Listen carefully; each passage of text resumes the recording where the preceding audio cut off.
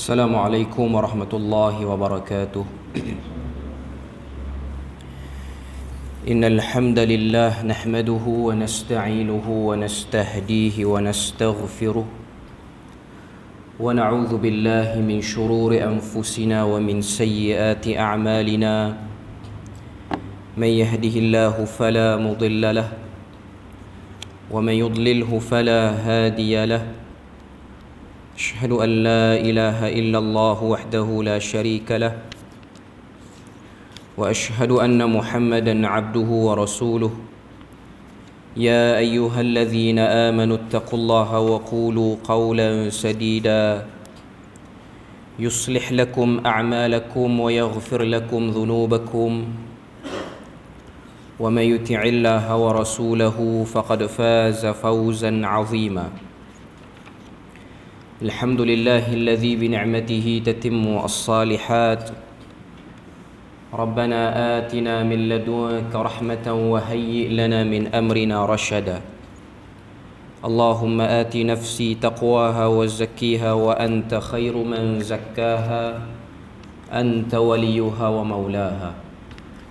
Alhamdulillah, syukur pada Allah Azza wa Jalla kerana dengan rahmat dan juga limpah kurnia yang Allah Ta'ala berikan, dapat kita bersama pada malam ni sambungan kita daripada i'tiqad Imam Asy-Syafi'i, dan malam ni bahagian yang terakhir dan kita akan khatamkan matan i'tiqad Imam Asy-Syafi'i karangan Syekhul Islam Ali bin Ahmad Al-Hakkari rahimahullahu ta'ala. Sambungan kita malam ni muka surat 134 dan kita masih lagi di bawah tajuk Abyatun Lisy-Syafi'i radhiyallahu anhu fi madhil hadith wa ahlihi. Beberapa rangkap syair Imam Asy-Syafi'i memuji hadis dan ahli hadis. InsyaAllah malam ni kita akan tamatkan muka surat 135 dan juga muka surat 137 matan dia, tak termasuk terjemahan. Dan kita akan masuk malam ni sikit daripada risalah baru kita ni, iaitu Al-Fiqhul Akbar karangan Al-Imam Abu Hanifah.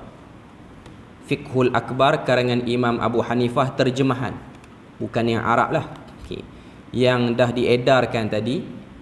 Alhamdulillah, kata apa, risalah kita yang baru yang akan kita mulakan secara formalnya minggu depan lah. Cuma malam ni kita mukaddimah je dulu. Saya ada sebut tentang buku ni ataupun risalah ni pada minggu lepas. Dan bila mana kelas kita ni dia ada pengikut daripada luar secara online. Jadi ada beberapa orang muhsinin daripada Perak, dia orang infak keseluruhan buku pada malam ini untuk jemaah masjid kita sebanyak 150 naskah, free semua sekali, tidak ada apa-apa bayaran.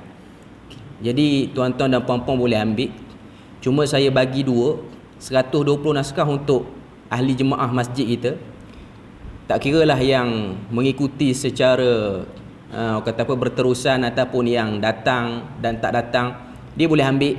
Tapi kalau dah ada kitab tu, eloknya datang lah. Dah dapat free dah pun. Lepas tu yang kata apa, yang baki tu ada 30 lagi, saya simpan, taklah khusus, tapi secara tak formal saya simpan untuk orang-orang yang daripada luar, bukan daripada qaryah ni, yang ikut kelas kita juga. Dia boleh minta dengan saya direct yang tu. Sama ada yang muda, sebab saya tengok sejak akhir-akhir ni ada daripada luar orang yang datang. Yang tu boleh minta dengan saya bagi. Yang tu pun free, untuk orang luar pun free. Setakat yang ada 150 naskah ni lah. Yang lebih daripada tu, kalau orang yang tak sempat, dia kena belilah kalau dia nak ikut. Tapi risalah ni murah je, RM16 je risalah ni. Di Perlis ni pun ada jual, di Seriak ni. Sebelum saya pergi tanya, dah ada orang yang infak. Jadi jazakumullahu khairan kathira diucapkan kepada muhsinin. Saya pun tak tahu siapa yang infak, tapi dia masukkan duit pada orang yang jual kitab ni, 2,400 semua sekali kos dia. Semuanya free, tidak ada apa-apa bayaran yang dikenakan, termasuk pos. Yang hantar buku ni ialah daripada pentarjemah dia direct, iaitu Al-Fadhil Maulana Muhammad Hanif bin Awang daripada Kelantan. Jadi buku tu dah sampai beberapa hari yang lepas dah pun. Saya simpan beberapa hari, sampailah pada malam ni Jadi insya-Allah kita akan tengok malam ni mukaddimah dia dan kita akan sambunglah. Kata apa, kita akan teruskan pengajian akidah kita ni dengan kitab ini. Okey. Cuma malam ni kita nak bahas muka surat 135, kita punya penghabisan, dan kita akan sebut kesimpulan sikitlah daripada i'tiqad Imam Asy-Syafi'i ni. Okey, kita tengok muka surat 135. Qala al-musannifu rahimahullahu ta'ala, sami'tu al-qadi Abul Muzaffar Hunnad bin Ibrahim an-Nasafiyya bi Baghdad yaqul, sami'tu Abul Qasim Abdul Wahid bin Abdissalam bin Al-Wathiq yaqul, sami'tu ba'd man athiqu ilayhi yaqul, ra'aytu ba'd as-salihin fi an-nawm faqultu lahu ma fa'ala Allahu bika, qala ghafara li, qultu man wajadta akthara ahli al-jannah, qala ashabu asy-Syafi'i, qultu fa ayna ashabu Muhammad, قال سألتني عن أكثر أهل الجنة ما سألتني عن أهل الجنة عن أعلى أهل الجنة أصحاب أحمد أعلى أهل الجنة منزلة وأصحاب الشافعي أكثر أهل الجنة. Okay. Kita tengok matan dia, terjemahan dia muka surat 134. Al-Hakkari berkata, aku telah mendengar Al-Qadhi Abul Muzaffar Hunnad bin Ahmad bin Ibrahim an-Nasafi berkata di Baghdad, aku telah mendengar Abul Qasim Abdul Wahid bin Abdissalam bin Al-Wathiq berkata, aku telah mendengar orang kepercayaan aku berkata, aku bermimpi melihat seseorang yang saleh dalam tidur, lalu aku bertanya kepadanya, apa yang telah Allah lakukan kepadamu? Dia menjawab, Allah telah mengampuni aku. Aku bertanya lagi, siapa yang engkau lihat menjadi majoriti penghuni syurga? Dia menjawab, pengikut Asy-Syafi'i. Aku terus bertanya, di mana pengikut Ahmad? Dia menjawab, engkau bertanyakan majoriti penghuni syurga, bukannya penghuni syurga yang berkedudukan teratas. Pengikut Ahmad adalah penghuni syurga berkedudukan teratas, manakala pengikut Asy-Syafi'i pula majoriti ahli syurga. Okey. Ini kisah mimpi orang. Okey. Kalau kita tengok sekali imbas kisah mimpi ni, ada unsur kemazhaban yang jelas. Okey.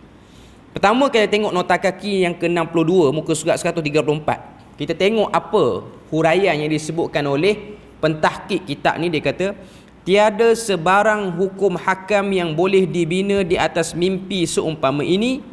Semoga Allah mengampuni penulis kitab ini yang mengisahkan, sambungan nota kaki muka surat 136, perkara-perkara gaib seperti ini. Nota penyunting, maknanya yang menterjemahkan ke dalam bahasa Melayu ini, dia kata, sanad bagi riwayat ini mubham.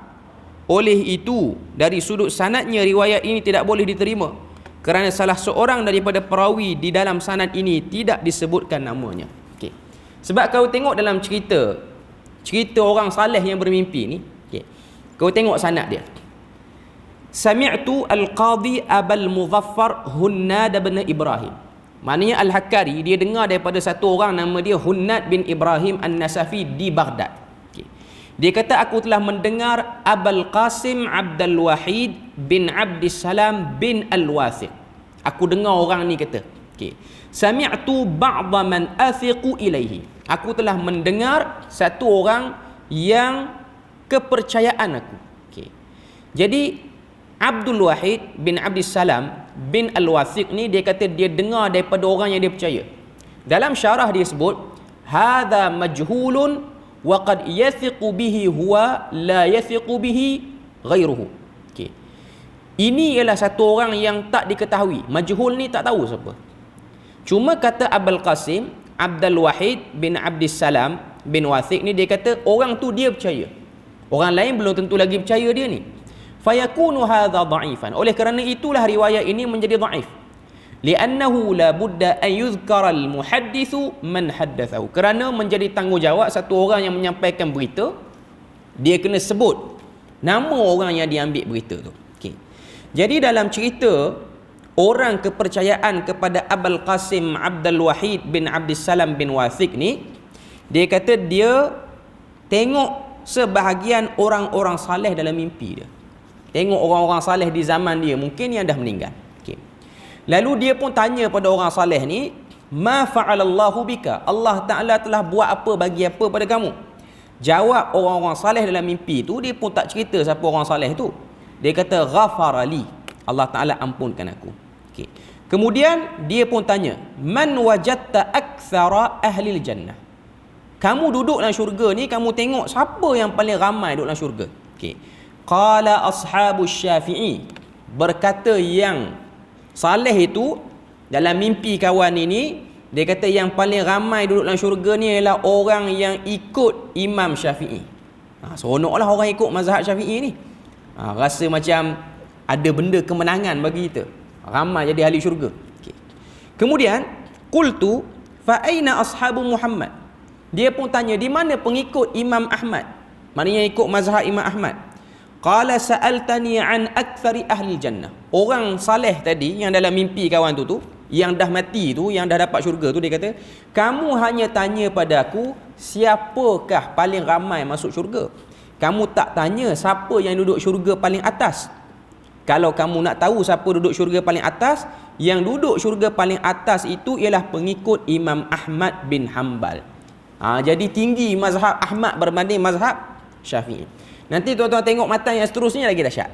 Ada mazhab yang dikeluarkan. Cuma ini hanyalah mimpi. Mimpi ianya satu pesandaran yang sangat-sangat rapuh untuk dijadikan sebagai hujah. Pertama, dalam sanad dia majhul. Walakin dalam syarah dia kata, walakin akan tetapi la syakka anna Syafi'iyya wa Ahmad kulluhum a'immatun haqqun wa a'immatu huda. Tidak, orang kata apa, disyaki lagi, tidak syak lagi bahawasanya Imam Syafi'i dan Imam Ahmad ni kedua-duanya ialah orang yang bawa kebenaran dan orang yang berada di atas hidayah. Wa kulluhum 'alal haqq wa kulluhum min ahli sunnati wal jamaah. Mereka semua berada di atas kebenaran dan mereka semua itu ialah ahlus sunnah wal jamaah, ahlut tauhid, dan mereka itu berada pada kedudukan yang agung di zamannya. Wa amma hadha tafdil fallahu a'lamu bi tafdili haula. Adapun kelebihan yang disebut dalam mimpi ni, Allah Ta'ala lah yang tahu siapakah sebenarnya yang lebih. Okay. Tapi unsur-unsur macam ni ialah unsur-unsur yang tidak jelas, tak boleh dijadikan sebagai ukuran untuk menjadikan hujah. Bahkan benda ni dia agak bahaya sebab dia akan merendahkan satu orang, meninggikan satu orang. Maknanya orang yang ikut mazhab Syafi'i, dia akan rasa dia tak berapa kemah sangatlah, sebab yang ikut mazhab Ahmad duduk syurga tertinggi pula. Nanti kalau habis fiqh akbar kita ni, kita akan masuk usulis sunnah oleh Imam Ahmad bin Hanbal. Itu tulisan dia berkenaan dengan akidah. Okay. Kalau kita tengok ke semua imam-imam mazhab yang empat ni, dia punya penulisan akidah dia hampir sama. Okay. Nanti kita akan buat kesimpulan sikit. Cuma cerita mimpi ni hanyalah di akhir baru diletak ni. Maknanya di akhir buku kita baru letak. Di depan-depan tu semua datang pada Quran, datang daripada sanad yang elok. Okay. Dia macam ni tuan-tuan. Setiap orang yang tulis kitab ni, dia adalah kelemahan dia di mana-mana.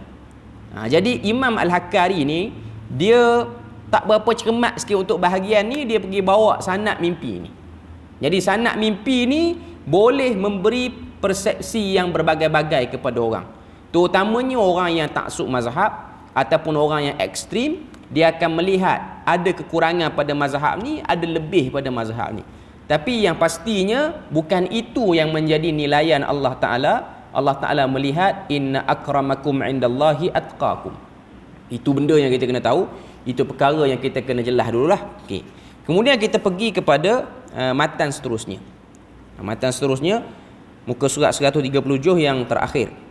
Qala Syekhul Islamil muallifu li hadzal kitab radhiyallahu anhu wa ra'aitu an-nabiy sallallahu alaihi wasallam fil manam. Faqultu ya Rasulullah awsini.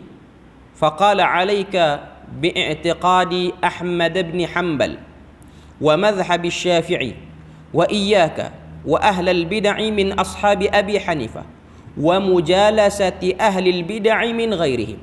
Akhiruhu walhamdulillahi wahdahu wa salawatuhu ala sayyidina Muhammad wa ala alihi wa sahbihi wa sallam wa hasbunallahu wa ni'mal wakil. Okay. Maksud dia muka surat 136.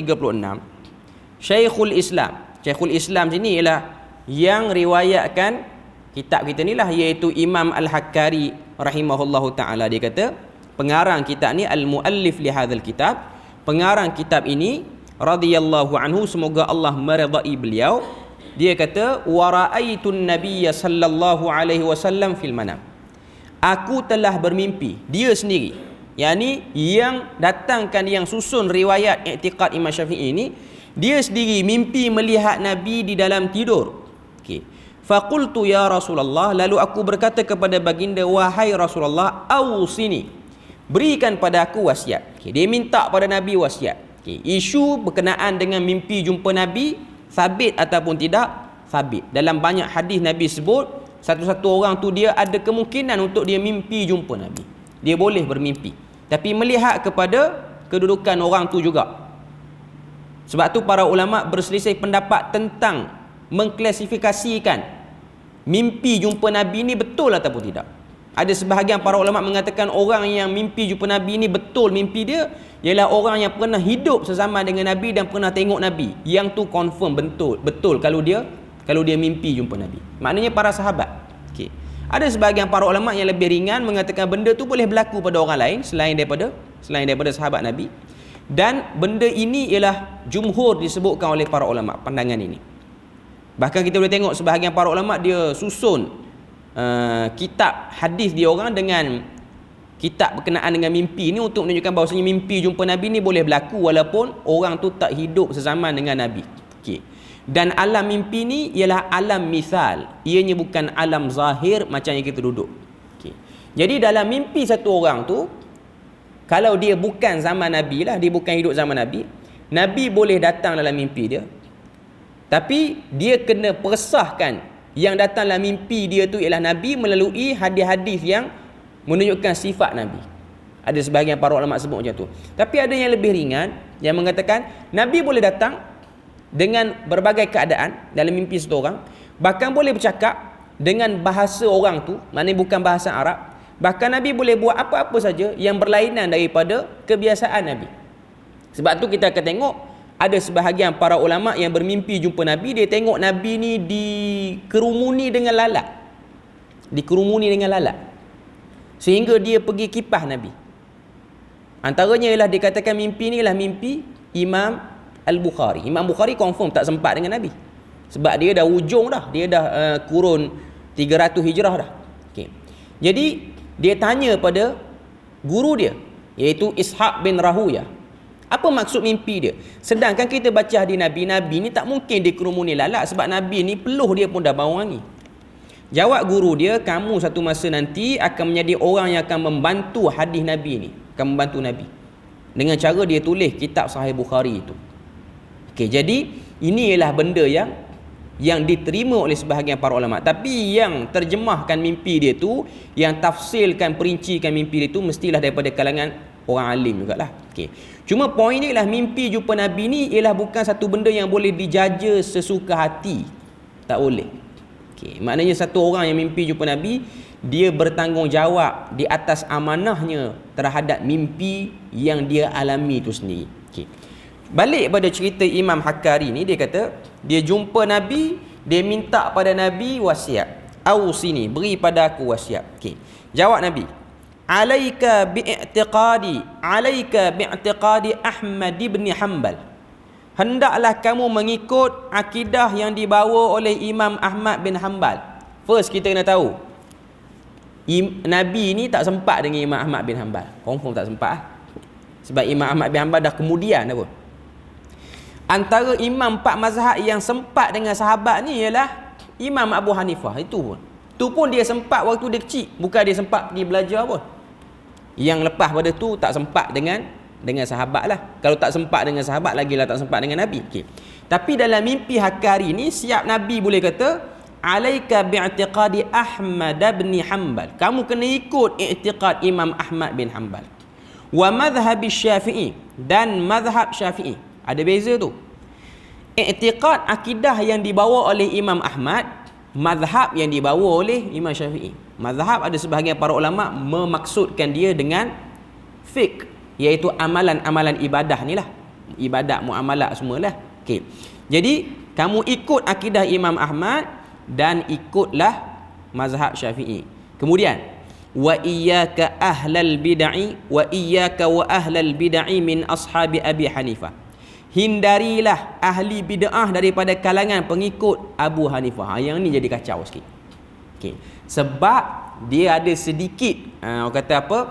Kritikan ataupun ada sedikit benda yang tak kena dengan apa yang disebutlah mimpi ni.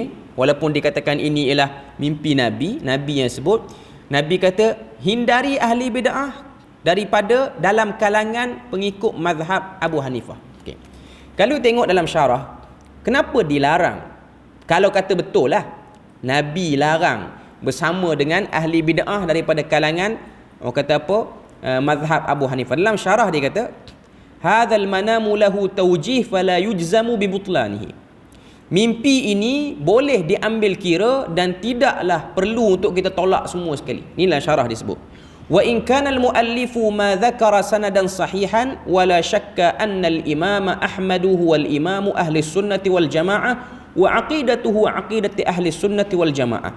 Sekiranya penulis tidak menyebut dengan sanad yang sahih berkenaan dengan cerita dia ni, mimpi yang dia alami ni, tidak syak bahawasanya Imam Ahmad itu ialah imam Ahlus Sunnah, akidah yang dibawa ialah akidah Ahlus Sunnah. Wa kadzalika Syafi'i, dan begitu juga dengan Imam Syafi'i, benda yang sama. Wa qauluhu iyyaka, dan kata-kata Nabi dalam mimpi Al-Hakkari ni iyyaka dengan makna uhadziruka, aku beri peringatan pada kamu. Ahlul bid'ah min ashabi Abi Hanifah wa mujalasati ahlul bid'ah min ghairihim, kamu hendaklah hindari daripada duduk dengan ahli bid'ah daripada kalangan pengikut mazhab Abu Hanifah, iaitu duduk bersama dengan mereka dan ahli-ahli bid'ah yang lain. Fahadha lahu wajhan. Pada tafsiran perkataan ini ada dua pandangan. Okay. Pandangan pertama dia kata, ashabi Abi Hanifah indahum bid'atul irja. Sebahagian pengikut mazhab Abu Hanifah ni yang kemudian lepas pada kewafatan Abu Hanifah ni, mereka terkena fitnah irja ataupun kita sebut sebagai murji'ah. Murji'ah ni mengeluarkan amalan daripada ta'rif iman. Iman tu cukup hanya dalam hati saja. Sebahagian kata iman tu cukup dalam hati, lafaz, amal tak perlu. Itu dia panggil irja ataupun fitnah irja. Wa in kanu yusammuna murji'atul fuqaha, dan mereka juga dinamakan dengan kumpulan fuqahaul murji'ah. Wa khilafuhum ma'a ahli sunnat khilaf lafzi. Dan sekiranya inilah yang dimaksudkan, sebenarnya khilaf yang berlaku dalam kalangan pengikut mazhab Abu Hanifah itu hanyalah pada khilaf ta'rif iman semata-mata. Okay. Ini yang dia teranglah. Saya tak nak cerita panjang, cuma itu pandangan yang pertama. Okay. Kemudian yang dia sebut sini, yang al-wajhu tsani, yang kedua, anna muraduhu min ashabi Abi Hanifah al-mutaakhirin alladhina salaku maslakal al-ash'ariyah wa maslakat tasawuf, laysa al-muradu bil mutaqaddimin min atba'i Abi Hanifah. Yang dimaksudkan dengan pengikut mazhab Abu Hanifah yang kata ahli bid'ah ni ialah golongan yang mutaakhirin, yang terkesan dengan falsafah dan juga sufi yang melampau. Bukanlah yang dimaksudkan sini ialah pengikut mazhab Abu Hanifah yang awal. Okey. Cuma kalau kata mimpi itu betul lah. Kalau kata mimpi itu betul. Cuma dalam dalam nota kaki yang ke-64 tu dia sebut lihat al-muntazam dan mir'at al-zaman oleh cucu kepada Ibnu Jauzi. Okey. Maknanya dia ada sanad yang lengkap dalam bab ni. Okey. Kalau betul lah apa yang Nabi sebut tu, bukanlah nak memburukkan Abu Hanifah, tapi nak sebut pada kita tentang fitnah. Dan Nabi dia boleh datang memberitahu benda itulah kepada orang-orang yang mutaakhirin ni. Benda tu boleh berlaku. Cuma menjaja cerita mimpi Nabi secara bermudah-mudahan itu bahaya. Ini ialah benda yang perlu ada, orang kata apa, dawabit, ada garis panduan. Tak boleh semudah itu. Bahkan kalau benda ni dibuka dengan lebih terbuka, dia akan pergi kepada bab yang lebih dahsyat lagi, iaitu yaqazah. Yaqazah ni maksud dia apa? Pengakuan Nabi datang dalam majlis satu orang ataupun datang jumpa satu orang tu secara jaga. Maknanya dia tak tidur, Nabi datang dalam majlis dia. Okey. Dan kalau tengok JAKIM Malaysia kita ni, antara indikator satu ajaran tu dinilai sebagai ajaran sesat, adanya unsur yaqazah. Unsur yaqazah dalam ajaran itu. Maknanya datang Nabi. Macam yang kalau tengok dulu waktu pengharaman Arqam, tahun berapa saya tak ingat, 1980 lebih kot. Okey. Antara benda yang menyebabkan keluarnya muzakarah fatwa kebangsaan pada waktu itu ialah mereka mendakwa Nabi datang secara yaqazah dan telah berbicara dengan pengasas Al-Arqam tu sendirilah secara jaga, dan benda tu telah ditip dalam kaset. Dan benda tu ada suara lah, cakap Melayu lah tu. Tu yang tak tahan, tu yang jadi masalah tu, dia cakap Melayu. Tapi tak tahulah lorak apa, tapi cakap tu cakap Melayu. Okay. Jadi benda-benda seperti ni dia membuka kepada kesamaran dan membuka kepada banyak kata apa, peluang-peluang penyelewengan terhadap kesucian dan ketulinan agama tu sendiri. Okay. Cuma cerita mimpi ni last sekali dah dalam buku ni. Dia tak sebut awal-awal lah. Okay. Mana dia sebut mutaakhir dah. Kemudian segala puji hanya bagi Allah. Dialah satu-satunya Tuhan. Selawat serta salam sejahtera dipanjangkan ke atas penghulu kita Nabi Muhammad, kaum kerabat baginda serta para sahabat baginda. Cukuplah Allah sebagai penolong kami dan sebaik-baik pengurus yang diserahkan kepadanya dengan segala urusan kami. Okay. Jadi alhamdulillah kita selesai orang kata apa, matan i'tiqad Imam Syafi'i ini. Kalau kita nak tengok secara selayang pandang lah, apa yang dah kita sentuh daripada lebih kurang 150 muka surat ni, lebih-lebih kurang lah 100 muka surat lebih, termasuk terjemahan ni lah. Okay. Kalau kita tengok dalam isi kandungan kita ni, kita nak tengok sepintas lalu lah. Okay. Muka surat I Roman tu. Okay. Apa yang kita dah sentuh dalam i'tiqad Imam Syafi'i ni, pertama sekali ialah kita sentuh berkenaan dengan sifat-sifat Allah. Mana Al-Hakari dia datangkan sanad-sanad apa pandangan ataupun kata-kata daripada Imam Syafi'i berkenaan dengan sifat Allah. Macam mana nak berinteraksi dengan sifat Allah.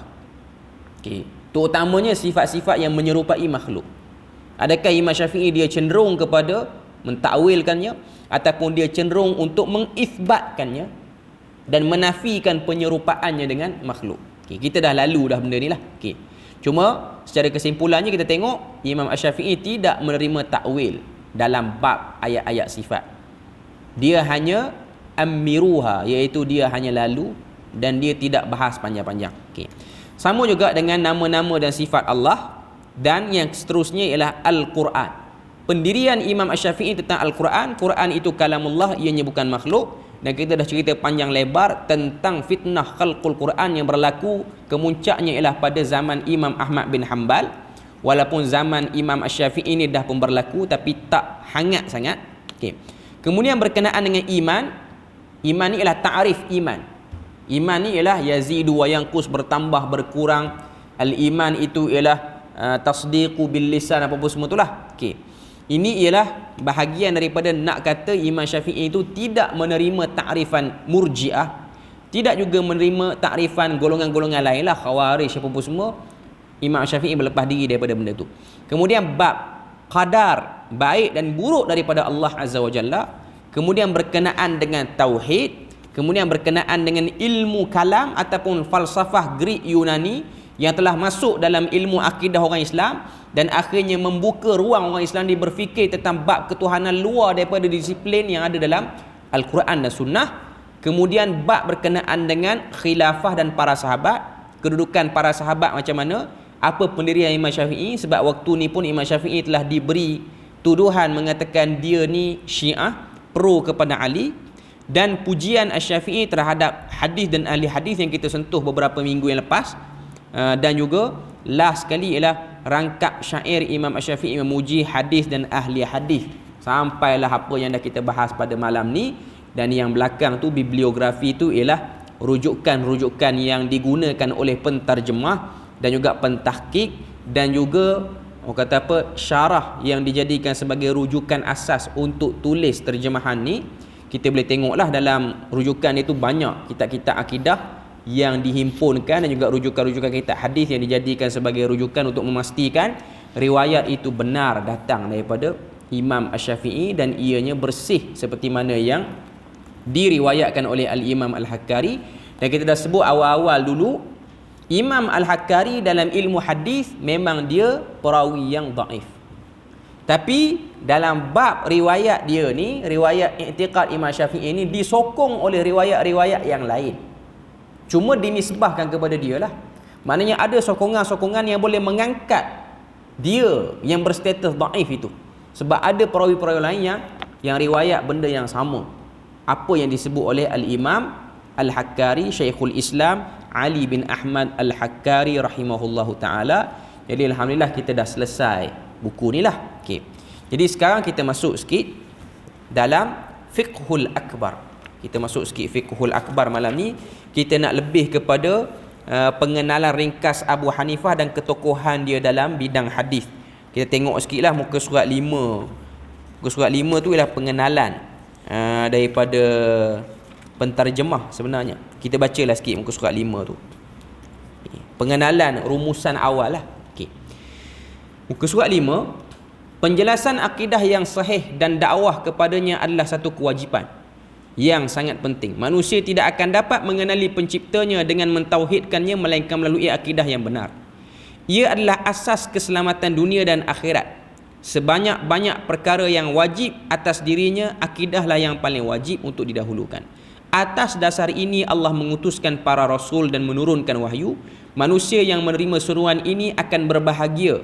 Sebaliknya mereka yang ingkar akan sengsara dan rugi.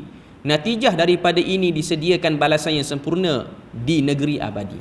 Dua perenggan awal ni nak cerita tentang kepentingan akidah yang benar. Okay. Sebenarnya kita ni baca tak ikut turutan. Kita pergi baca Imam Syafi'i dulu, baru baca yang kawan ni ataupun Abu Hanifah. Dari segi turutan imam mazhab ni, yang awal ialah Abu Hanifah dulu. Abu Hanifah ni dia wafat tahun 150 Hijrah, tahun yang sama lahir Imam Syafi'i. Dan kita pun tahu pertembungan di antara mazhab Abu Hanifah dengan mazhab Syafi'i ni sangat-sangat sengit. Bila mana adanya pengikut-pengikut dia yang ekstrim. Sebab tu ada cerita-cerita mengarut yang orang sandarkan kepada keburukan mazhab Syafi'i ni. Dia kata Imam Asy-Syafi'i ni lahir pada tahun kewafatan Imam Abu Hanifah. Okey. Sebahagian riwayat mengatakan mak Imam Syafi'i ni dia mengandungkan Imam Syafi'i bukan 9 bulan 10 hari. Ada riwayat kata sampai 13 bulan lebih. Dan benda tu biasa bagi orang-orang tua kita dulu, bukan kata zaman dulu pun.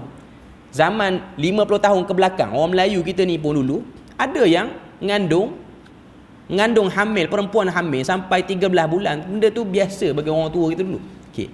Sebab keterbatasan rawatan, hospital tak macam zaman sekarang. Doktor-doktor nak sampai ke kampung, orang-orang kampung yang hamil ni pun nak pergi ke klinik bukan mudah lah. Jadi diorang hanya berpada dengan bidan saja. Dan diorang kata apa, just carry je lah, bawa je lah. Kalau kata 13 bulan, 13 bulan. Okay. Jadi ada cerita tu mengarut lah sikit, kita dengar sikit. Dia kata punya takut Imam Syafi'i nak keluar ke dunia ni kena tunggu kawan tu mati dulu. Cerita tak nak kalah cerita mazhab Abu Hanifah ni. Dia kata Imam Syafi'i ni punya takut duduk dalam perut mak dia kena tunggu Abu Hanifah mati dulu baru keluar. Ni cerita memang tak nak kalah tapi cerita tu tak betul lah. Okey. Tapi nak kata cerita tu berlegar dalam masyarakat Arab dulu lah. Berlegar dalam masyarakat Arab. Dan bila mana lahir Imam Syafi'i, yang naik lepas pada tu ialah jaguh yang hebat lepas pada tu ialah Imam Malik.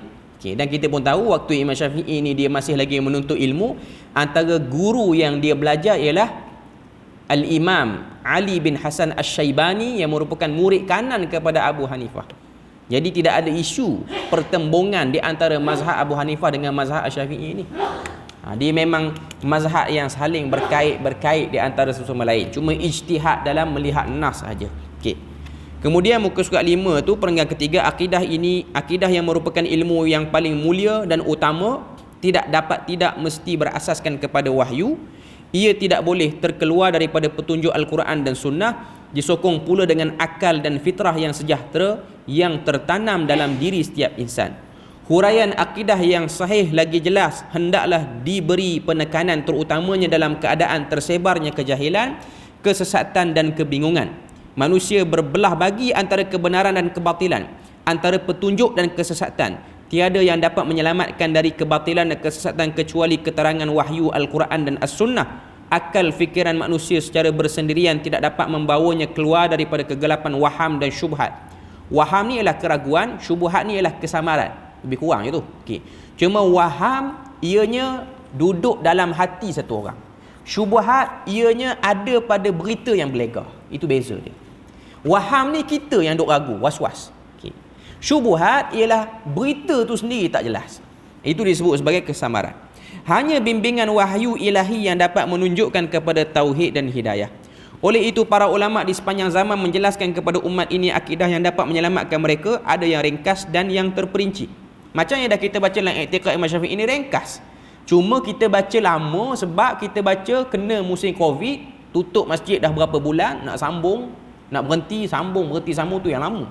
Sepatutnya kita tak perlu masa sampai setahun untuk baca yang ni. Okay, tapi dengan sebab kekangan masalah global, itu yang menyebabkan kita baca lambat sikit. Okay. Ada yang menyeluruh dan ada yang memfokuskan permasalahan tertentu. Antara kitab yang terawal ialah akidah yang dinisbahkan kepada Imam Abu Hanifah. Saya nak katanya dalam pengenalan ini, penulis nak kata, bukan penulis, penterjemah dia nak kata, ialah kitab-kitab akidah yang awal, dia lebih mudah dan ringkas. Sebab berita-berita yang bersifat propaganda ni, dia tak sehebat propaganda zaman sekarang. Dia tak sehebat propaganda zaman sekarang. Walaupun golongan sesat di mana-mana zaman ada, tapi kepesatan cara nak hantar maklumat itu dia tak sama setiap zaman, menyebabkan ada zaman kesesatan dia datang secara umum je. Ada zaman kesesatan dia datang dengan penuh, orang kata apa, balutan-balutan yang mengelirukan orang. Macam zaman kita ni lah, kesesatan tu datanglah bentuk yang mengelirukan. Sebab tu kitab akidah zaman sekarang dia lebih, orang kata apa, banyak bab kita nak bahas. Sebab tu kita akan tengok zaman sekarang ni kita bahas akidah bukan hanya teori, tapi kita bahas penyakit. Sebab apa akidah itu boleh dicalarkan. Sebab tu kena tengok juga kitab-kitab akidah agama lain, dan kena tengok latar masyarakat. Kitab akidah yang cerita tentang pengukuhan akidah di Malaysia tak akan sama dengan pengukuhan akidah di negara Arab. Sebab apa yang berlegar dalam masyarakat Melayu Malaysia kita ni, dia lain keadaan dia. Apa yang datang, apa yang keluar. Sebab tu kita akan tengok, kalau kita cari kitab-kitab akidah di negara Arab, dia tak akan dapat nak attach dengan kepincangan akidah di tempat kita. Sebab tu kita akan tengok kita orang Melayu ni, saya cakap Melayu secara keseluruhannya lah. Okay, Melayu Nusantara. Okay. Antara penyelewengan akidah yang awal berlaku ialah di kerajaan Champa. Tuan-tuan boleh tengok sejarah. Kerajaan Melayu Champa ni di Kemboja ni. Orang kita ni duk kenal Mi Champa ya. Okay. Champa ni ialah sebuah kerajaan Melayu yang besar. Okay. Dan mereka mengalami perubahan akidah dia orang lah. Okay. Cuma orang Champa ni dia ada 3 kumpulan. Satu Brahmanis, Hindu. Yang kedua Bani Cham. Yang ketiga ialah Muslim. Bani Cham ni yang problem. Masih duk ada sampai sekarang. Bani Cham ni campur Hindu dengan Islam. Okay. Sebab tu kalau tuan-tuan tengok sejarah dia, orang Bani Cham sampai sekarang duk ada. Dokumentari dia panjang. Dia orang solat, dia orang ada masjid, tapi dia punya pengamalan ibadah dia lain pada kita lah. Lain sangat-sangat. Cuma dia orang mendabik dada, dia orang kata Islam dia orang lagi hebat pada Islam yang dianuti oleh kebanyakan orang. Okay. Cerita dia macam ni. Berlaku pertelagahan antara Brahmanis dengan Muslim. Dulu orang Champa 2 je. Brahmanis ni Hindu lah, Brahman. Lepas tu Muslim. Okay. Raja yang memerintah dia pro kepada Hindu. Dia pro Hindu. Raja yang memerintah pada waktu tu nama dia Porom. Raja Porom. Okay. Jadi Raja Porom ni dia telah pergi ke kawasan tanah Melayu kita ni di Kelantan. dan dia berkahwin dengan kerabat daraja Kelantan, dan dia convert nama dia jadi Nik Mustafa. Sebab tu kalau tuan-tuan tengok di Kelantan ada tempat nama dia Pengkalan Cepa. Itu ialah Pengkalan Campa dulu. Okay. Jadi dia belajar Islam, tujuan dia nak cari titik persamaan yang boleh mengangkat pergaduhan antara Hindu dengan Muslim di kerajaan dia. Dia balik tempat dia, dia buat agama nama dia Bani Cham. Dalam tu sembah Allah Ta'ala, sembah juga, ikut juga syariat Nabi Muhammad, tapi dalam masa yang sama bagi juga kredit pada Hindu. Jadi tuan-tuan boleh tengoklah dokumentari dia tu panjang lah. Dokumentari dah ada dalam cerita ni. Cuma dia satu agama yang lain lah, Islam dengan wajah lain. Tidak ada pensyariatan pemakaian hijab bagi perempuan, tidak ada pensyariatan puasa di bulan Ramadan. Bahkan puasa dia orang pun pelik. Puasa dia orang ni, dia tak tunggu matahari terbenam, dia tengok gelap dalam masjid dia orang makan lah. Tapi dia orang pun pandai, dia orang dah tutup tingkap siap-siap, memang gelap lah. Berakai jugalah orang yang buat kerja tu. Dan kalau tak mampu puasa, boleh bagi puasa ni kepada ustaz-ustaz dan imam-imam dia orang untuk puasa. Dia boleh subkon benda tu pada kumpulan lain. Tapi dia orang tapi kalau tuan-tuan tengok, pakai putih, semua pakai putih, sejuk mata memandang kalau kita tengok. Okey. Ianya ialah satu bab akidah yang tidak ada di negara Arab, tapi ada tempat kita. Okay.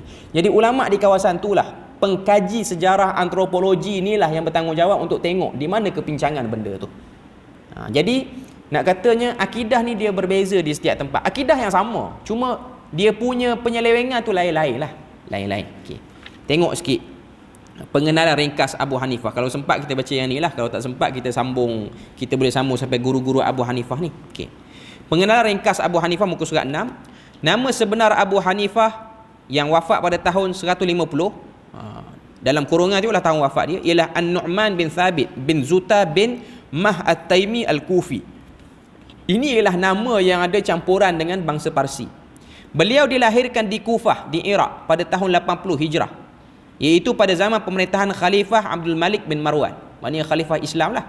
Menurut Al-Hafiz Al-Zahabi dalam kitab beliau Siyar A'lam An-Nubala, dia tak sebut kitab, dia hanya sebut nama orang yang kaji tentang Abu Hanifah. Tapi benda ni ada dalam kitab Siyar A'lam An-Nubala. Beliau berasal daripada keturunan Parsi, lahir pada tahun 80 Hijrah pada zaman sigar sahabat-sahabat yang kecil, iaitu sahabat yang masih kecil pada saat kewafatan Rasulullah. Maknanya sahabat tu hidup, bukan dia sempat dengan sahabat-sahabat tu umur budak-budak. Sahabat yang hidup zaman dia tu ialah budak-budak zaman Nabi tu ada dulu. Itu maksud dia. Itu maksud sigar sahabat. Kalau kabir sahabat ni, sahabat yang melihat Nabi wafat, dia tu dah berumur dah 40, 50. Kalau sahabat-sahabat yang kecil macam Anas bin Malik, umur baru 20-an, belas-belasan baru umur, ini dipanggil sebagai sigarus sahabat. Okey. Dan beliau sempat melihat Anas bin Malik di Kufah. Sebab Anas bin Malik ni memang dia punya main tempat dia duduk lepas pada dia dah dewasa, dia duduk di Kufah. Kan kalau tengok Anas bin Malik ni, Allah Ta'ala berikan kepada dia ni anak yang ramai, harta yang banyak, berkat doa Nabi. Nabi pernah doakan kepada Anas bin Malik, Allahumma atil umrahu, ya Allah engkau panjangkan umur dia, wa akthir malahu wa waladahu, engkau banyakkan harta dia dan anaknya, dan masukkanlah dia dalam syurga. Allah Ta'ala makbul doa Nabi. Dikatakan dalam riwayat Anas bin Malik ni dia wafat umur 99 tahun. Ada riwayat kata sampai 110 tahun. Meninggalkan lebih kurang berapa orang anak? 100 orang anak lelaki. 100 orang anak lelaki. Dan 100 orang tu bukan pelumba kuda. 100 orang tu semua ulama belaka. Jadi Allah Ta'ala berikan kemuliaan pada Anas bin Malik. Dan tanah dia banyaklah, dia kaya. Dikatakan hampir seluruh bandar Kufah tu geran tanah atas nama Anas bin Malik. Kufah ni besar tuan-tuan. Kufah ni berkali ganda besar pada Malaysia lah. Okay. Dia hanya satu negeri dalam Iraq. Dia bukan negara, dia negeri. Dan dia Kufah pada waktu tu setaraf bandar-bandar moden zaman sekarang. Maknanya kalau kita nak cuba bayangkan Kufah ni macam UAE hari ni, macam Qatar hari ni, bandar yang maju lah. Okay. Maknanya Imam Abu Hanifah ni dihidup zaman Anas bin Malik ni kata apa berada di Kufah pada waktu itu. Kita beri lalu azan dulu. Nanti kita sambung sikit lagi. Assalamualaikum warahmatullahi wabarakatuh.